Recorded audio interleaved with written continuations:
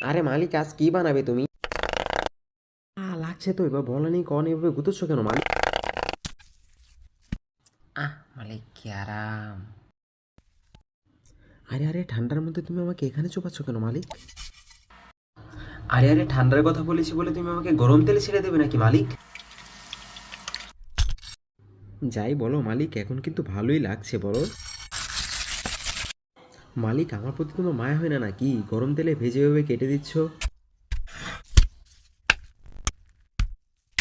মালিক, এটা কি রাজুদার পকেট পরোটা পেয়েছো নাকি যে একসাথে আনলিমিটেড তরকারি, কাঁচা লঙ্কা, পেঁয়াজ সব ঢুকিয়ে দিচ্ছ?